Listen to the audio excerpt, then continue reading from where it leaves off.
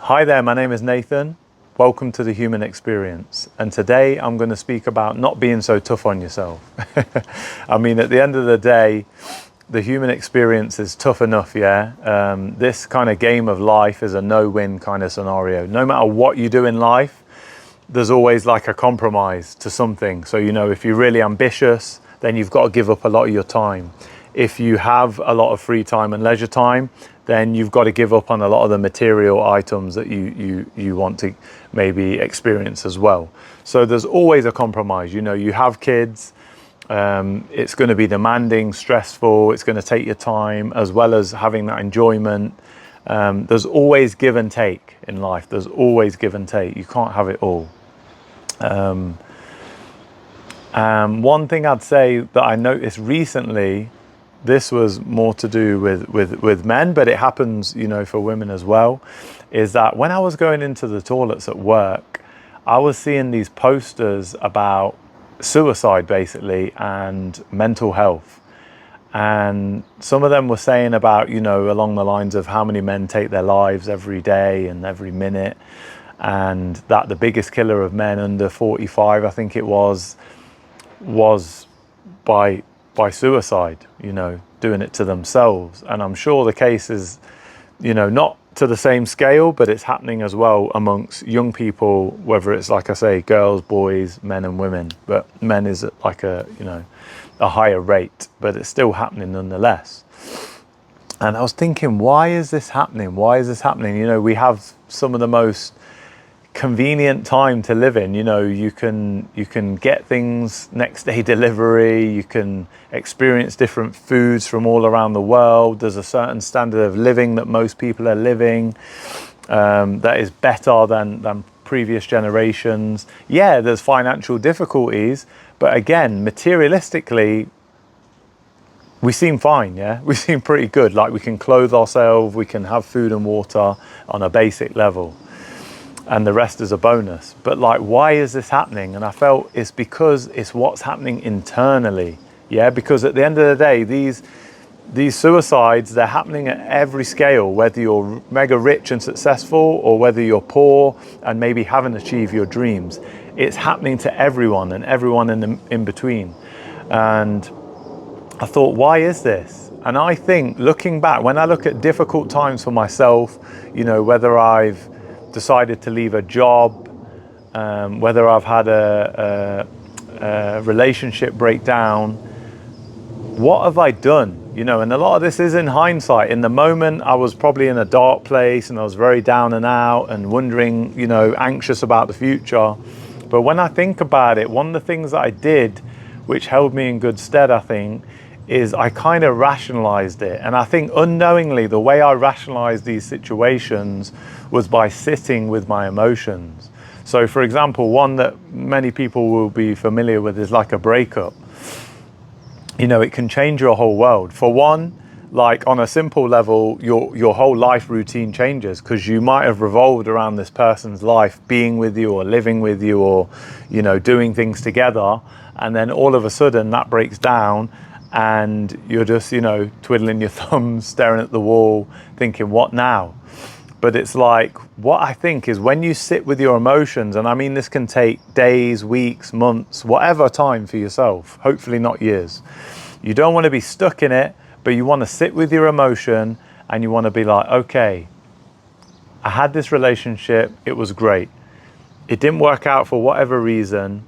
And now in my mind, I know that I need to move on, because the way I always look at that is, for a job or a relationship or any real change in life, it's that I was me before the job, before the relationship, and I'm still going to be me after. So what I'm getting at is that in between part, yeah, whatever happened, happened. And as I like to put it, it was a chapter in your life. But much like a book, there's going to be other chapters to follow. And the only thing with life is it's not a predetermined thing. A book is written out and it's going to end how it's going to end. But your life as such, although some people believe it is written, you feel like you have this autonomy to make decisions, yeah? And even if it is written, then who's to say that you're not going to go on a good path after? Do you know what I mean? It can be written for better, for worse, yeah?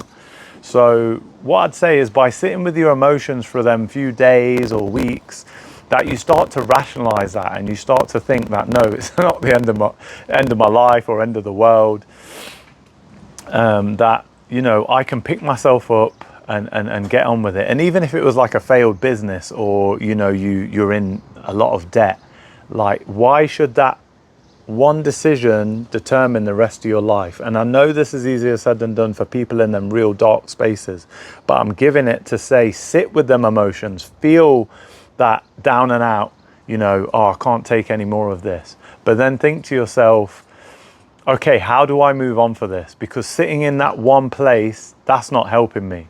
Yeah, that's like a revolving door of self-torture. But if we're talking about that topic of self-care and self-love, then I need to come back within myself and know that I can create the kind of future that I want if I'm willing to pull myself out of this. And yes, with support, you know, seek out support, friendships, talk to people like professionals, but know that you can come out the other side, you know, relatively unscathed, apart from with the experience of a loss or of a setback. That should only kind of build you, yeah, in terms of experience, in terms of kind of wisdom, as we say.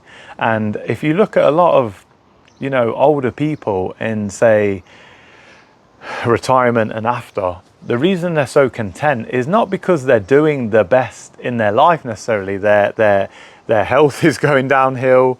They're probably not making as much money as they did in the middle of their life. You know, they probably lost a lot of people in their lives, be that family and friends.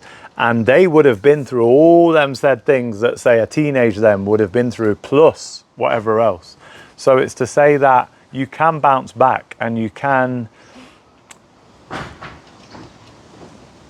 make the most of the circumstances that you're in. And this leads me on to another thing that has given me a kind of resilience, and that is perspective. That is a massive kind of tool you can use, a really powerful tool, having a perspective on things and what your perspective is. It can either help you or it can bring you down. And generally what my perspective has been is, okay, how bad is it, the situation that I'm in? And a nice way I can say this is, say with training, yeah? So when I was younger, if I couldn't do, say, I don't know, 50 push-ups, I would have been really annoyed. But now I'm reaching my, you know, I'm going to be 40 this year.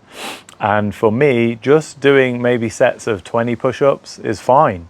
And why do I say that it's fine? Do you know what I mean? It's not that I've given myself that goal. Do you know what I mean? I've given myself that target when I was younger of, say, 50, and wouldn't be content if I got to, say, 40. But now I'm approaching 40 and I'm saying, okay, I'm happy with 20. Why have I been content? I'm actually declining. My rate of fitness and strength is going down. So why would I be happy? Because my perspective has changed. Like, I realize that I'm a family man, I'm a dad, and that my key focus is not just fitness and, you know, how kind of strong I can get. It's there's more things to my life right now. There's more priorities. So I rationalize that, yeah, okay, for me right now, maybe doing 20 push-ups is a good goal, and I can just do sets of 20 and that'll be fine. There's, you know, nothing's going to happen. You know, I'm not going to get a gold medal if I do 50, and I'm not going to get a loser's medal if I do like 10. So yeah, it's just having that perspective, and that goes into life. Like, right now, I'm in the middle of paying off my mortgage, or at the beginning, actually, the beginning of paying off my mortgage. I've got many more years to go, over 20 years. And some people around my age, they might have nearly bought their first house, but it doesn't really matter, because that's their life path. That's where they've got to. And if I just dwell on the fact that, oh, I could have had my house paid for by now if I did this, that, and the other, then I wouldn't have led the life that I've actually led. which was one of being pretty carefree when it came to finances. I've never worried about investments or, you know, buying property or buying gold or any of them kind of things. So yes, on the flip side, you could say that, you know, I've made my financial life harder, but in terms of experiences and what I've done in my life, I feel like I would never take that back. There's no paycheck that could swap my life experiences right now up until this moment just to be financially better off. It just doesn't add up. And it's not to say, I'm not saying that I wouldn't like to be better financially, but I understand the choices and decisions that I made have led to this. So I hold that wholeheartedly as my responsibility, that if I want to then improve my finances, then I need to concentrate on them more. If I want to improve my health and fitness, I can concentrate on them too. So yeah, it's really about,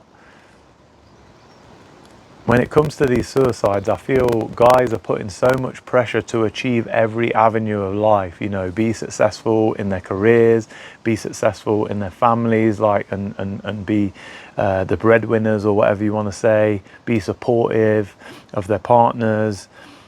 Like I say, as well, be good at something else, like have this hobby or this thing that they're really good at, socialize really well. And it's like, wow, how can you be a jack of all trades? How can you be this magical chameleon of everything?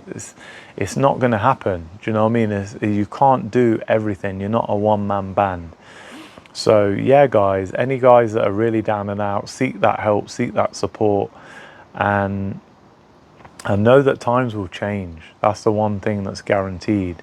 The highs and lows will come. It's how you ride them. And like I say, sitting with the emotions again, for me, that was really helpful.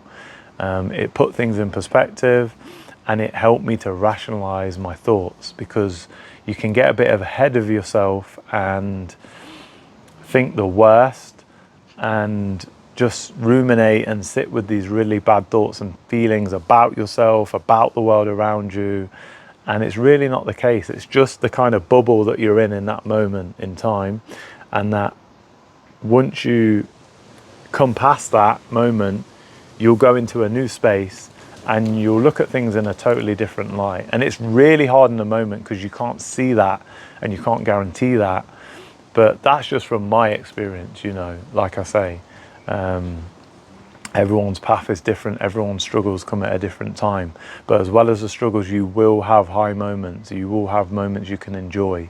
So, you know, just keep that in mind, So yeah, I'd love to see some comments about how you've struggled, things you've struggled with, and then things that you've overcome, or, you know, something that actually just kind of unfolded by itself. It just naturally resolved itself, and that you didn't need to worry as much as you initially did, or ponder or think about it.